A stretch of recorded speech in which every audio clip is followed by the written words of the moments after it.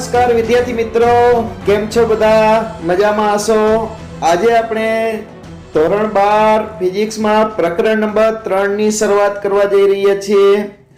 તો પ્રકરણ નંબર 1 અને 2 આપણે ભણેલા છીએ. આ બંને પ્રકરણ જે છે એ સ્થિત વિદ્યુતશાસ્ત્રના હતા. સ્થિત વિદ્યુતશાસ્ત્રના જેમાં વિદ્યુત ભારને આપણે સતત ગતિ કરાવેલો નથી, એટલે કે વિદ્યુત ભાર સ્થિર હોય ત્યારે એની સાથે સંકળાયેલ વિદ્યુત ક્ષેત્ર, વિદ્યુત સ્થિતિમાન અને એની ઉર્જા વિશેની આપણે માહિતી મેળવેલી છે પ્રકરણ નંબર 1 અને 2 માં. હવે આપણે પ્રકરણ 3 પ્રવાહ વિદ્યુત, આ પ્રકરણમાં આપણે વિદ્યુત ભારને દોડતો કરવાનો છે. શું કરવાનો છે? દોડતો કરવાનો છે, વહેતો કરવાનો છે. વિદ્યુત ભાર વહેતો થાય એને આપણે પ્રવાહ વિદ્યુત કહેવાના છીએ. જેમ પાણી વહેતું હોય તો એને આપણે પાણીનો પ્રવાહ કહીએ છીએ, એવી જ રીતે વિદ્યુત ભાર સતત વહેતો હોય, પાણીના અણુઓની જેમ સતત વહેતો હોય વિદ્યુત ભાર, ત્યારે આપણે એને પ્રવાહ વિદ્યુત કહીએ છીએ. તો આ પ્રકરણની આપણે શરૂઆત કરવા જઈ રહ્યા છીએ, જેમાં આપણે ભણવાના છીએ સતત વિદ્યુત ભાર વહેતો હોય જેને આપણે વિદ્યુત પ્રવાહ કહેશું. વિદ્યુત પ્રવાહના પાછા ઘણા બધા પ્રકાર હોય. અમુક પ્રવાહ જે છે એ સતત એનો અવિરત પ્રવાહ જે છે સતત વહેતો હોય એક જ દિશામાં, જેને આપણે ડીસી પ્રવાહ કહેશું, ડાયરેક્ટ કરંટ કહેશું. અમુક વિદ્યુત ભારો જે છે એ દોલનો કરતા હોય છે સુવાહકની અંદર આગળ પાછળ, જેને આપણે અલ્ટરનેટ કરંટ કહેશું, એસી પ્રવાહ કહેશું. અમુક પ્રવાહ જે છે એનું મૂલ્ય વધે ઘટે, અનિયમિત પ્રવાહ હોય છે, અને અમુક પ્રવાહ ક્ષણિક હોય છે, એક ક્ષણ પૂરતો જ પ્રવાહ મળતો હોય. દાખલા તરીકે વીજળી થાય ત્યારે વિદ્યુત ભારો જ્યારે એક તરફ નીચેની તરફ ગતિ કરતા હોય તો એક ક્ષણિક પ્રવાહ હોય છે. કેવો હોય છે? ક્ષણિક પ્રવાહ. કેપેસિટર થી મળતો પ્રવાહ પણ ક્ષણિક હોય છે, તાત્ક્ષણિક પ્રવાહ હોય છે.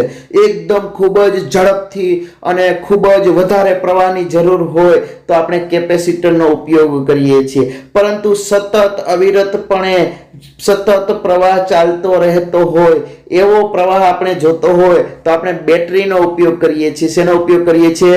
બેટરીનો ઉપયોગ કરીએ છીએ. બેટરીની મદદથી સતત પ્રવાહ મળે. દાખલા તરીકે ઘડિયાળ છે તો ઘડિયાળની અંદર સેલ નાખેલો છે, સેલ એક બેટરી છે, તો ઈ સેલ જે છે એ ઘડિયાળને સતત પ્રવાહ આપે છે, જેના કારણે ઘડિયાળ જે છે એ ચાલે છે. સેકન્ડ કાંટો, મિનિટ કાંટો, કલાક કાંટો એ સતત ચાલે છે.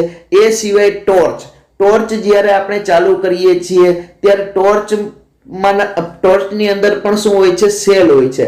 આ સેલ જે છે એ પ્રવાહ આપે છે, જે ડીસી પ્રવાહ છે.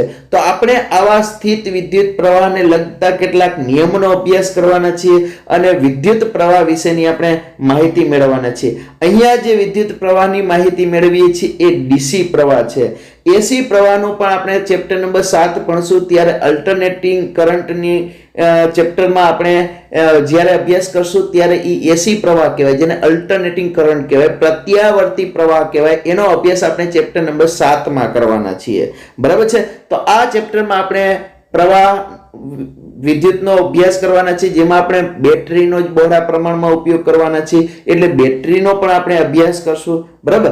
તો ચાલુ કરીએ. તો વિદ્યુત પ્રવાહ શું છે? પ્રશ્ન ઈ થાય કે વિદ્યુત પ્રવાહ છે શું?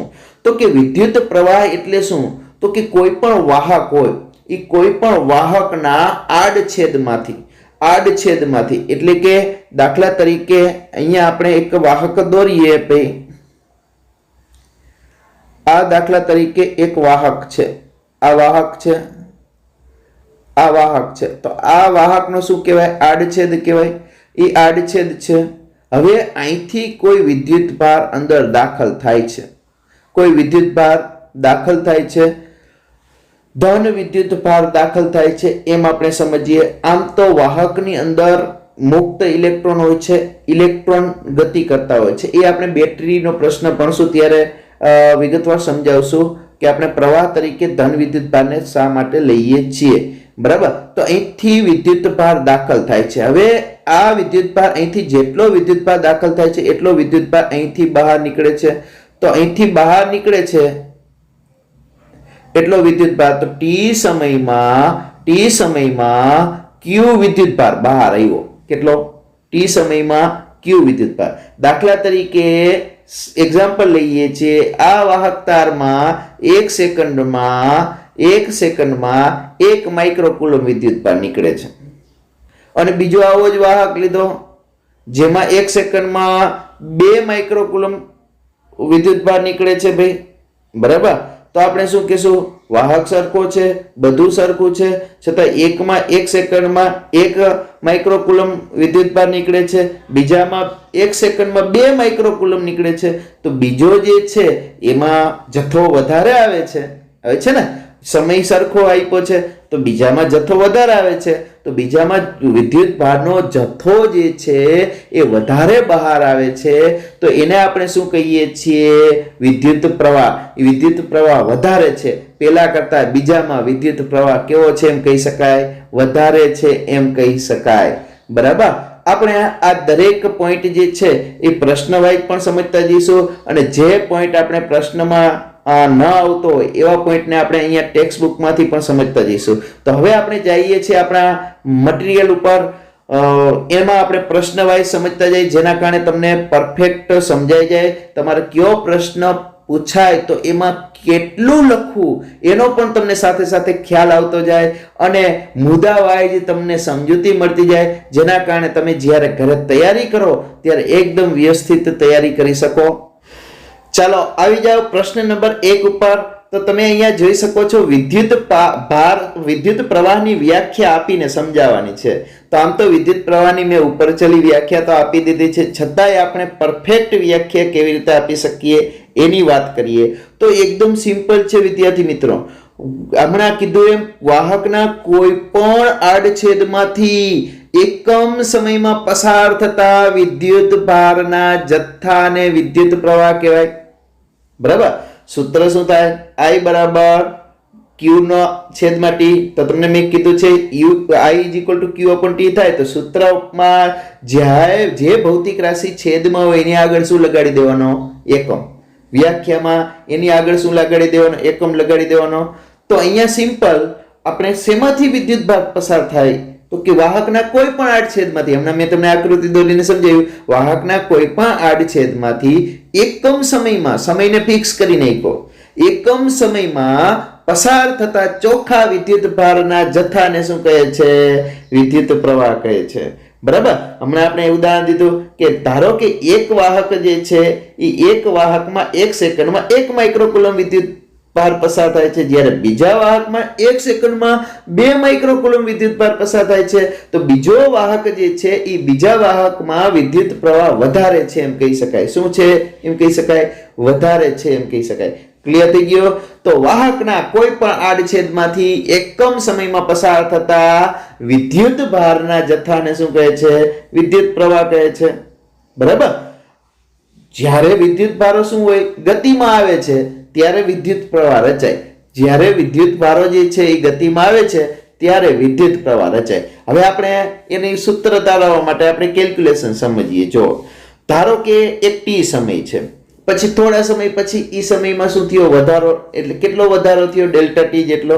તો t અને t + ડેલ્ટા t વચ્ચેના સમયમાં આડછેદમાંથી, દાખલા તરીકે મેં જોવાનું ચાલુ કર્યું ભાઈ આડછેદમાંથી કે 8 મિનિટ 8 વાગ્યે અને 8 મિનિટે ચાલુ કરે છે ભાઈ, પછી 8 વાગ્યે 8 મિનિટ પછી 5 સેકન્ડ પછી મેં જોયું જથ્થો કેટલો બહાર આવ્યો?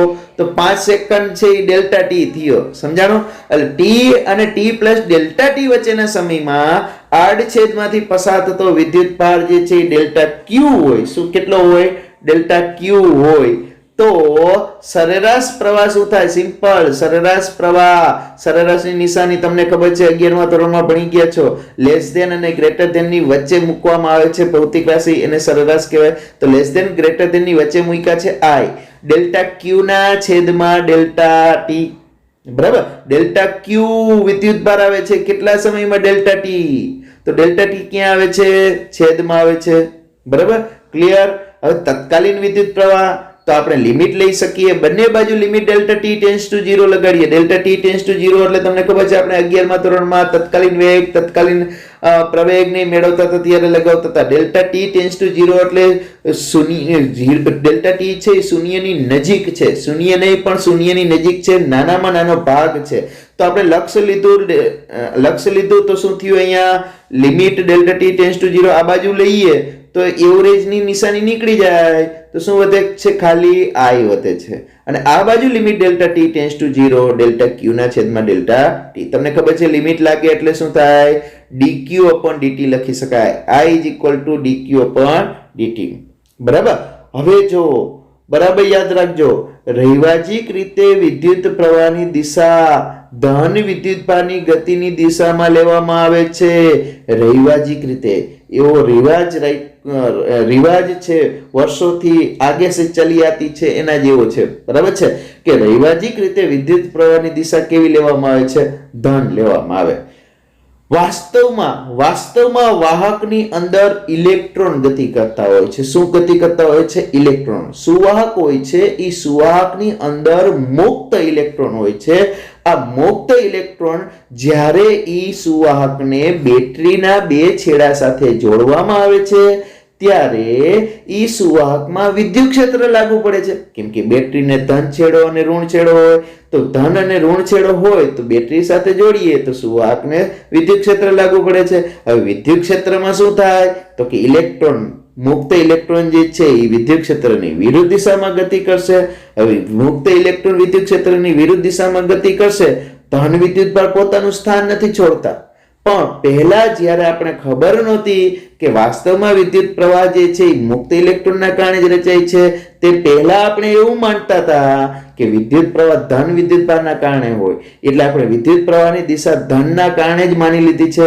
પણ ધન વાસ્તવમાં ગતિ કરતો હોતો નથી, પણ આપણે એને મુક્ત ઇલેક્ટ્રોન જે છે એ ઇલેક્ટ્રોન પ્રવાહ છે એની વિરુદ્ધ દિશામાં ધન વિદ્યુતભાર જતો હોય એવું ધારી અને આપણે રૈવાજિક રીતે વિદ્યુત પ્રવાહની દિશા ધન વિદ્યુતભારની ગતિની દિશા જે છે એને લઈએ છીએ.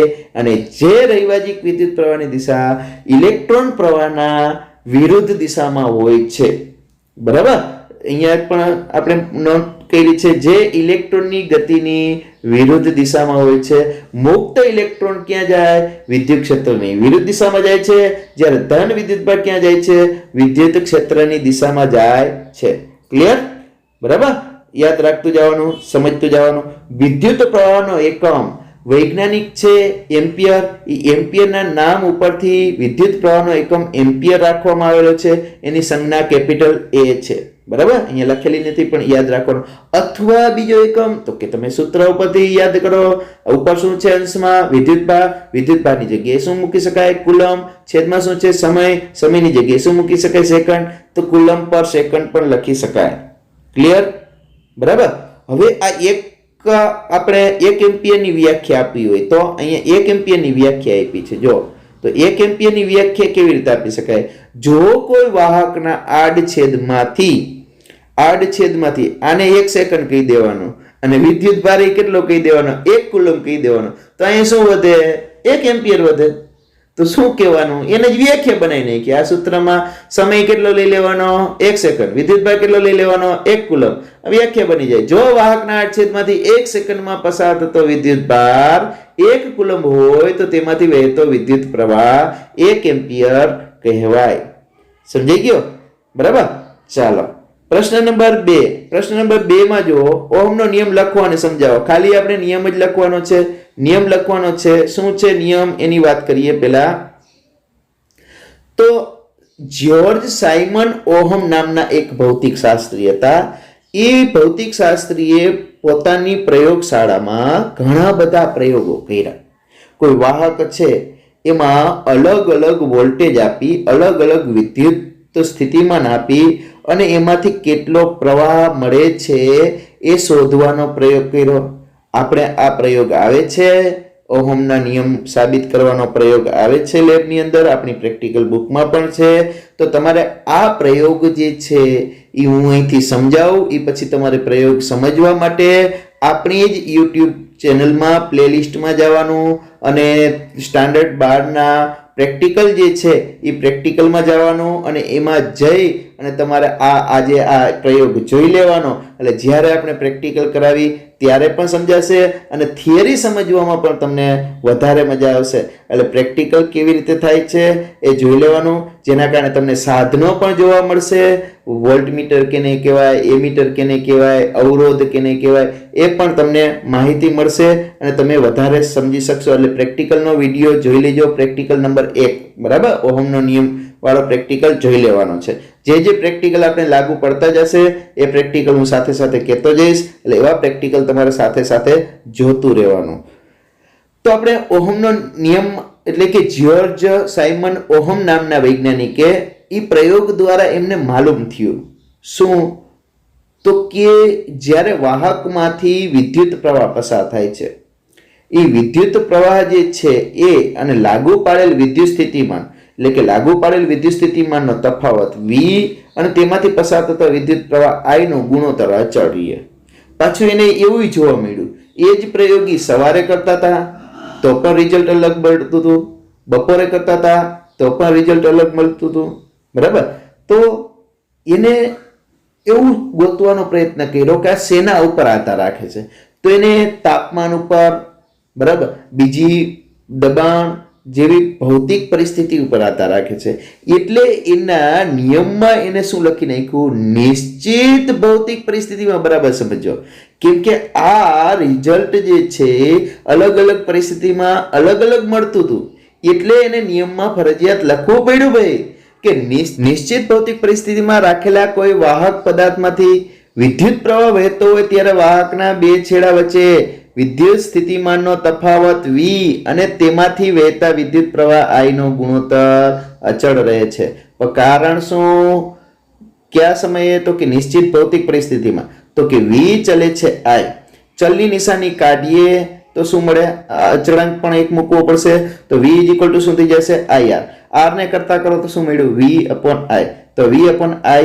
હા, આ વ્યાખ્યા તમે 10મા ધોરણમાં એવી રીતે પણ ભણ્યા આ નિયમ તમે કે નિશ્ચિત ભૌતિક પરિસ્થિતિમાં વાહકમાંથી વહેતો વિદ્યુત પ્રવાહ એ વાહકના બે છેડા વચ્ચે લાગુ પાડેલ વિદ્યુત સ્થિતિમાનના તફાવતના સમપ્રમાણમાં હોય છે. એવી રીતે પણ ભણેલા હશો. પણ તમે કોઈ પણ રીતે તમે આ નિયમ લખી શકો છો, બરાબર. એના પછી પ્રશ્ન નંબર 3 ની વાત કરીએ. તો પ્રશ્ન નંબર 3 ની વાત કરીએ, અહીંયા તમે જોઈ શકો છો વિદ્યુત અવરોધ એટલે શું. વાહકનો અવરોધ વાહકના પરિમાણ પર કેવી રીતે આધાર રાખે છે. જો અવરોધ જે છે એ શું છે અને અવરોધ પરિમાણ પર કેવી રીતે આધાર રાખે છે. આ વાહકના અવરોધનું સૂત્ર, અથવા આમ પણ પૂછે વાહકના અવરોધનું સૂત્ર R = ρ L / A સૂત્ર તારવો. એવી રીતે પણ તમને પ્રશ્ન પૂછી શકે, બરાબર. તો આપણે શું, પહેલા તો અવરોધ જે હમણાં આપણે વાત કરી હતી, અવરોધ એટલે તમને ખબર છે કે કોઈ પણ ગતિ હોય, ગતિ એ ગતિને અવરોધવાનું કામ કરે. વ્યવહારમાં ઘણા આપણે અવરોધરૂપ થતા હોય ને, આપણે વાંચવામાં ઘણી વખત આપણા મિત્રો અવરોધરૂપ થતા હોય, કેમ કે ડિસ્ટર્બ કરતા હોય, જેને આપણે અવરોધરૂપ થાય છે એમ કહી શકીએ. તો વાહકમાં વિદ્યુત ભારની ગતિ અવરોધવાના ગુણધર્મને વિદ્યુત અવરોધ કહે છે. વાહકમાં શું વિદ્યુત ભારો છે, એ વિદ્યુત ભારોની ગતિ અવરોધવાના ગુણધર્મને શું કહે છે, વિદ્યુત અવરોધ કહે છે, બરાબર.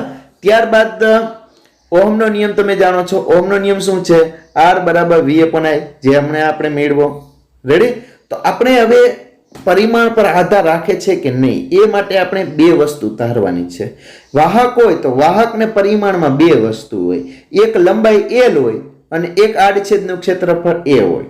ક્લિયર થઈ ગયું. શું હોય, એક લંબાઈ L હોય અને એક આડછેદનું ક્ષેત્રફળ A હોય. હવે આ બેમાં તમારે એક વસ્તુ સમજવાની છે કે પ્રવાહ જે છે, પ્રવાહ વિદ્યુતભારનો જથ્થો, જેમ આડછેદ મોટું એમ વધારે જથ્થો પ્રવાહ પસાર થઈ શકે. પાઇપ હોય, પાણીની પાઇપલાઇન નાની હોય તો એમાંથી ઓછું પાણી પસાર થઈ શકે. આપણે વધારે કરવું હોય તો એ ન થાય. અને પાણીની પાઇપલાઇન મોટી હોય તો એમાંથી પાણીનો જથ્થો વધારે પસાર થઈ શકે. રેડી.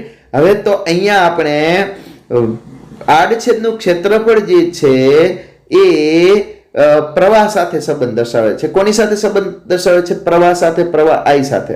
પ્રવાહ I નો A સાથે સંબંધ છે, યાદ રાખી લેવાનું. રહી ગયું યાદ? ક્લિયર? હવે વિદ્યુત સ્થિતિમાનનો તફાવત બે પોઈન્ટ વચ્ચે હોય. આ એક પોઈન્ટ અને આ એક પોઈન્ટ, બે પોઈન્ટ વચ્ચે હોય. તો તમને ખબર છે વિદ્યુત સ્થિતિમાનનો તફાવત બે પોઈન્ટ વચ્ચે હોય, બરાબર. અને ઊંચાઈનો તફાવત તમને ખબર છે, બરાબર. ઊંચાઈનો તફાવત, પાણી જે છે, પાણીને એક જગ્યાએ બીજી જગ્યાએ પહોંચાડવું હોય તો જેમ ઢાળ વધારે હોય એમ ઝડપથી પાણી પહોંચશે. તો અહીંયા ઊંચાઈનો તફાવત લાગુ પડ્યું.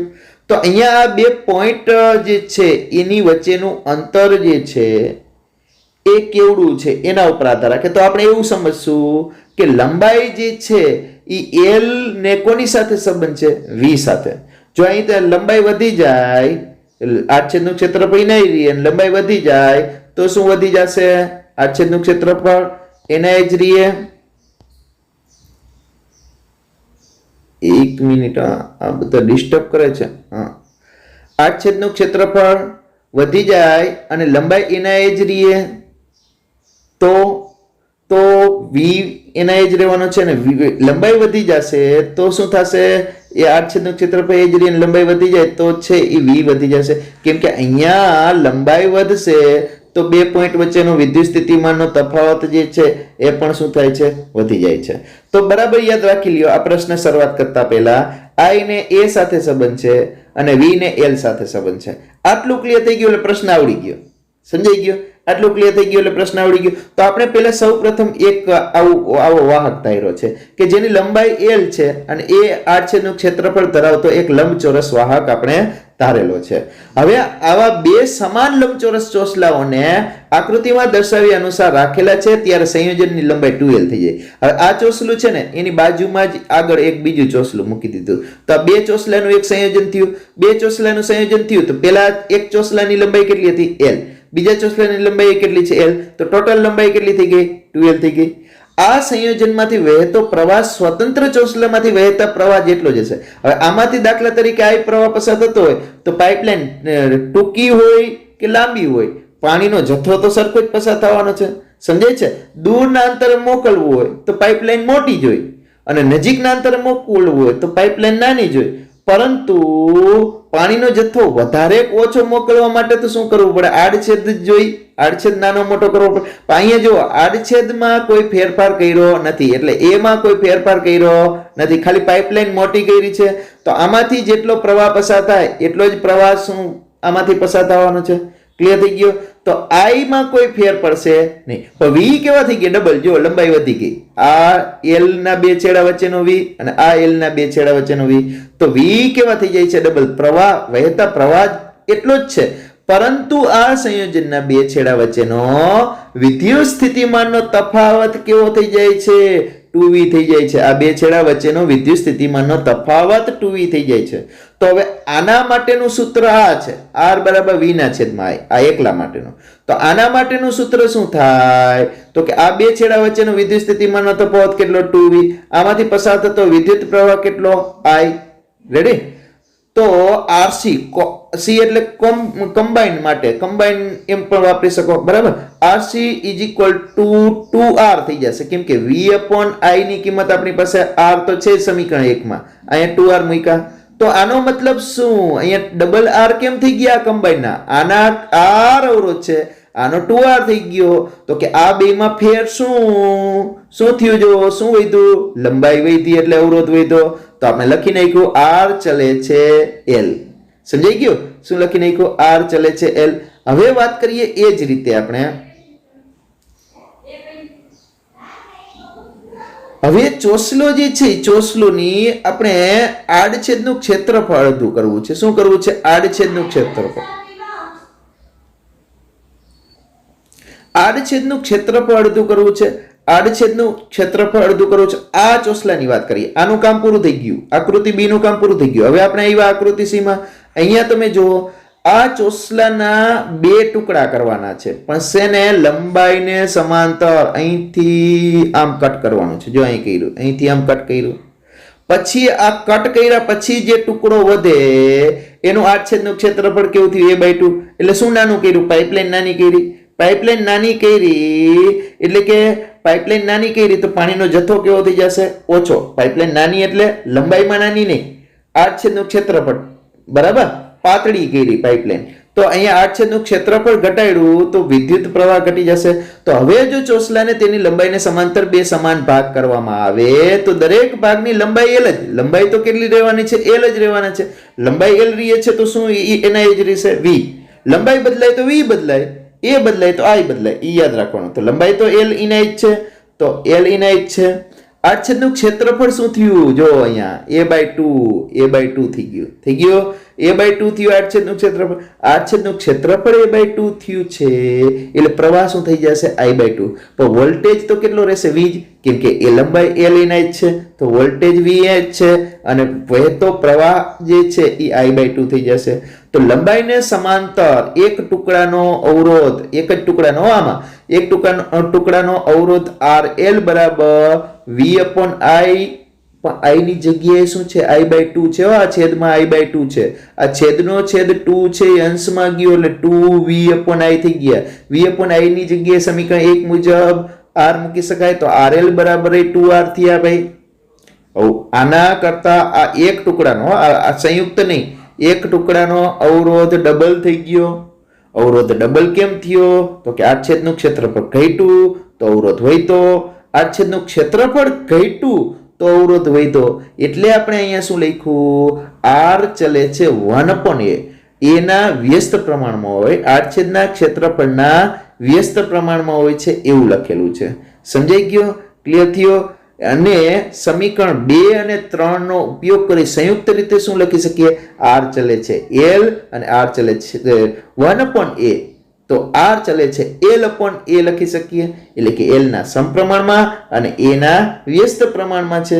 તો અહીંયા R બરાબર ચલની નિશાની કાઢીને બરાબર મૂકવા માટે આપણે કોઈ અચળાંક જોઈ તો અહીંયા અચળાંક આપણે ρ રાખ્યો છે. અમુક અચળાંકો છે એ સ્પેશિયલ રાખ્યા હોય છે જેના કારણે એની ઓળખ થઈ શકે અને એના વિશેની આપણે માહિતી યાદ રાખી શકીએ. તો ρ છે, ρ L/a. તો આ ρ અચળાંકનું નામ શું રાખ્યું છે? તો કે એ નામ રાખ્યું છે અવરોધકતા. શું નામ રાખ્યું છે? અવરોધકતા. તો એ અવરોધકતા ભાઈ શેના ઉપર આધાર રાખે? તો કે અવરોધકતા દ્રવ્યની જાત, તાપમાન, દબાણ પર આધારિત છે. પણ ખાસ યાદ રાખજો પરિમાણ પર આધારિત નથી. અવરોધકતા આ ત્રણેય ટુકડાની અવરોધકતા સરખી હોય. આની અવરોધકતા, આની અને આની, આ ત્રણેય આકૃતિમાં અવરોધકતા સરખી રહેશે. પણ આ ત્રણેયમાં અવરોધ જુદા જુદા થઈ જાય છે. અવરોધકતા સરખી રહેશે કેમ કે અવરોધકતા દ્રવ્યની જાત ઉપર આધાર રાખે છે. I કોપર હોય, I કોપર હોય, I કોપર હોય તો એ દ્રવ્યની જાત એક જ થઈ ગઈ. તો દ્રવ્યની જાત ઉપર આધાર રાખે છે. અને તાપમાન એક સરખી પરિસ્થિતિમાં આપણે કામ કર્યું હોય એટલે તાપમાન ઉપર આધાર રાખે છે, દબાણ ઉપર આધાર રાખે છે, પણ પરિમાણ ઉપર આધાર રાખતું નથી. એટલે બરાબર સમજવાનું છે આ વસ્તુ MCQ માટે કે લંબાઈ બદલાય, અવરોધકતા નહીં બદલાય, આડછેદનું ક્ષેત્રફળ બદલાય, અવરોધકતા નહીં બદલાય, પરંતુ અવરોધ પાછું બદલાશે. અહીંયા જો અવરોધ R એ દ્રવ્યની જાત ઉપર આધાર રાખે છે, તાપમાન પર પણ આધાર રાખે છે અને દબાણ તથા વાહકની લંબાઈ અને આડછેદના ક્ષેત્રફળ પર પણ આધાર રાખે છે. ક્લિયર થઈ ગયું? તો દ્રવ્યની જાત, તાપમાન, દબાણ, વાહકની લંબાઈ અને ક્ષેત્રફળ એટલે શું થઈ ગયું? પરિમાણ પર પણ આધાર રાખે છે. બરાબર? એટલે અવરોધ લંબાઈ બદલાશે તો એ અવરોધ બદલાશે, આડછેદનું ક્ષેત્રફળ બદલાશે તો એ અવરોધ બદલાશે, દ્રવ્યની જાત બદલાશે તો એ અવરોધ બદલાશે, તાપમાન બદલાશે તો પણ અવરોધ બદલાશે, દબાણ બદલાશે તો પણ અવરોધ બદલાશે.